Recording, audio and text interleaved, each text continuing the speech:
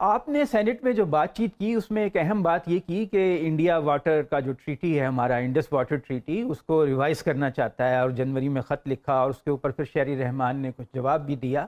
और आप कहते हैं कि इंडिया ने ये इसलिए किया कि वो समझते हैं कि पाकिस्तान कमज़ोर है इस वक्त और स्ट्रेटेजिक क्लैरिटी नहीं है। तो ये जो स्ट्रेटेजिक क्लैरिटी इंडिया के बारे में आप कहते हैं, इसका क्या मतलब है? इसकी थोड़ी वजाहत करें। मैंने आपको कहा था कि ये जो इंडस वाटर है ये सिंध तास मुहाइदा, इसके ऊपर ये मामला उठेगा ही उठेगा। ये हंगामा हो रहा है और पार्लियामेंट में जो स्पीचेस हुई हैं और ये जो मैंने आपको बताया है कि मोदी का जो एक खौफ नजर आ रहा है या तकरीरें की जा रही हैं बाकायदा मोदी का नाम ले लेकर, तो वो इंडस वाटर ट्रीटी पर जो उस तरफ से ये नोटिस आया है और फिर हमें 2 महीने के बाद उनका जवाब देना पड़ा है, उसके ऊपर ये तकरीरें हो रही हैं। हमेशा ये आर्गूमेंट दी जाती थी कि पहले पाकिस्तान की मईशत ठीक करें, इसके बाद यही जो क्या मैं हमला कर दूं टाइप बगैरत मेंटेलिटी कि पाकिस्तान की मईशत ठीक करेंगे तो फिर उसके बाद इंडिया से बात करेंगे। मईशत तुम्हारी वो छोड़ेगा ही नहीं ठीक करने के लिए।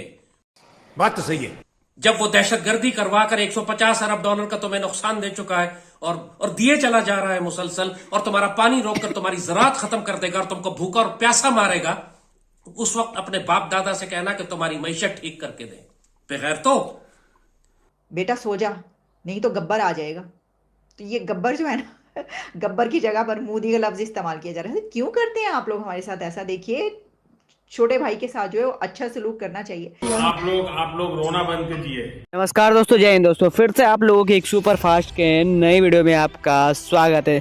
दोस्तों, जैसा कि सुबह सुबह की खबर आई हुई है कि जो पार्लियामेंट में स्पीच देते हुए मोदी ने बोला है कि जो पाकिस्तान के रहमान हैं, उन्होंने ये चीज़ बोला है कि जो पानी की मतलब कि ये आने की संभावना थी भारत से, जो कि इस पानी से हम लोग बिजली बनाने की इस बात को लेकर बात रखी गई थी। लेकिन इस बात पर पाकिस्तान ये कहता नज़र आ रहा है, वहाँ के जो मीडिया हैं वो इस बात को लेकर कह रहे हैं कि पाकिस्तान एक भारत का छोटा भाई है। यानी काम निकालना होता है तो वो लोग भाई भाई कह के निकाल लेते हैं, और जब बम चलाना होता है तो वहाँ के शेख रहमान है वो सीधे बोले कि जो 250-250 ग्राम के बम है वो भारत के ऊपर चलाए जाएंगे। आइए देखते हैं कि जो पाकिस्तानी मीडिया है वो क्या बोलते हैं। सबसे पहले इसको नज़र रखते हैं और उसके बाद में मिलते हैं आपको वीडियो के एंड में। वो डिक्लेरेशन जारी किया गया जिसको प्रिजाइड किया प्राइम मिनिस्टर शहबाज शरीफ ने, और उस डिक्लेरेशन में ये बताया गया है कि सोसाइटी के जितने भी पिलर्स हैं वो सब मिलकर, यानी गवर्नमेंट, सिक्योरिटी फोर्सेस और साथ में अवाम, सब मिलकर एक हमजहद और जामे ऑपरेशन करेंगे जो कि होगा तालिबान के ख़िलाफ़, दहशतगर्दों के ख़िलाफ़, जो कि इस मुल्क में दहशतगर्दी फैलाए हुए हैं और ख़त्म होने का नाम नहीं ले रहे। कभी वो अफ़गानिस्तान चले जाते हैं, फिर अफ़गानिस्तान से आ जाते हैं, फिर यहाँ पर जिस किस्म की कार्रवाइयाँ हो रही हैं तो एक और जंग होगी इनके साथ। डिक्लेयर कर दी है हमने उस जंग। लेकिन इस डिक्लेरेशन के मैं 2 लाइनें आपके सामने पढ़ना चाहती हूँ, बड़ी अहम, बहुत ही कहते हैं ना, यानी क्या क्या कहने। इसमें ये लिखा गया है कि दहशतगर्दी की ये जो हालिया एक नई वेव है, इसको कलदम तहरीक तालिबान पाकिस्तान के साथ एलिजिडली नरम गोशे, सॉफ्ट कॉर्नर रखने की बिना पर ये वेव आई है, ये दहशतगर्दी हो रही है, क्योंकि हमारे अंदर तालिबान के लिए एक हमने सॉफ्ट कॉर्नर रखा हुआ था।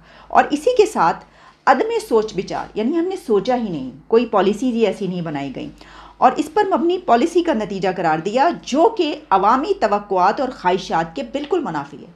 यानी क्रक्स इसका ये है कि अभी तक जो हो रहा था उसमें सोचा ही नहीं हमने, कोई पॉलिसी ऐसी क्यों नहीं बनाई गई।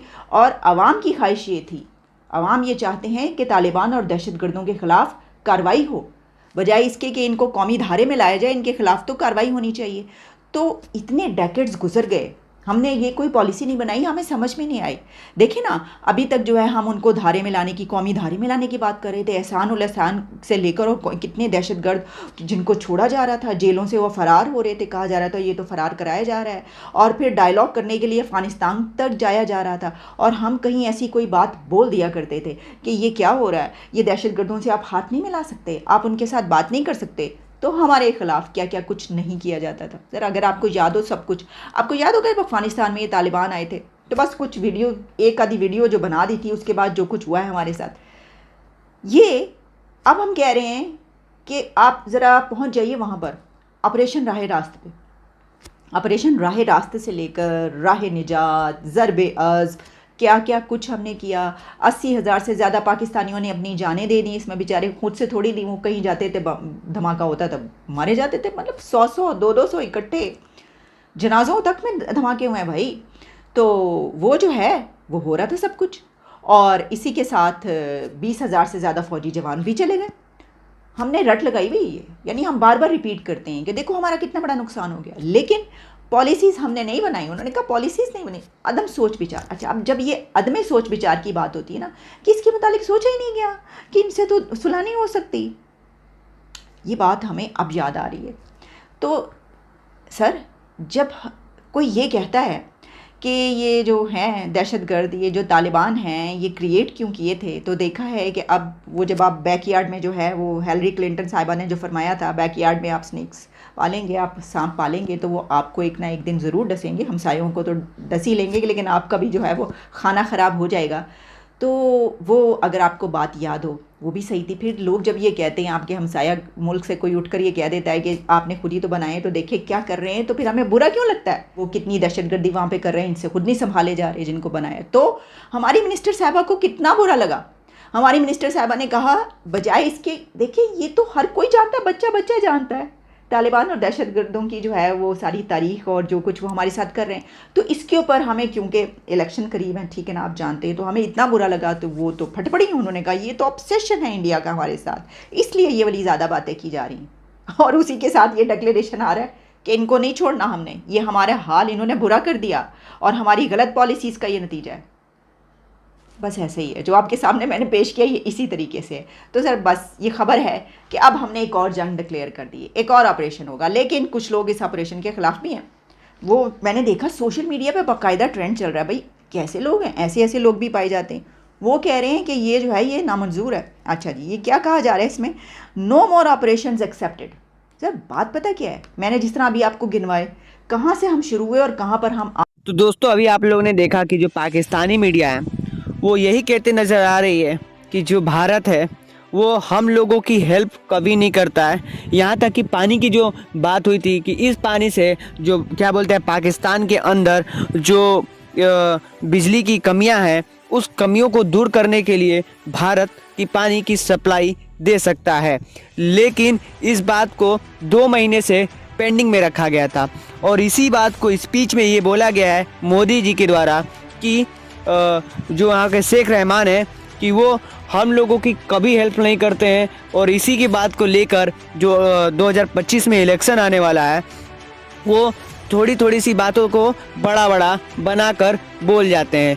लेकिन यहाँ पर पाकिस्तान ना ही कभी ऐसा वर्ड यूज़ करता है भारत के लिए कि वो खुद ही हेल्प करने के लिए भारत नहीं चाहता है। लेकिन आइए उम्मीद है दोस्तों ये वीडियो आपको अच्छी लगी हो। वीडियो अच्छी लगी हो तो प्लीज़ लाइक एंड सब्सक्राइब जरूर कर दीजिएगा। फिर मिलते हैं कोई नेक्स्ट वीडियो में, तब तक के लिए जय हिंद, वंदे मातरम, धन्यवाद।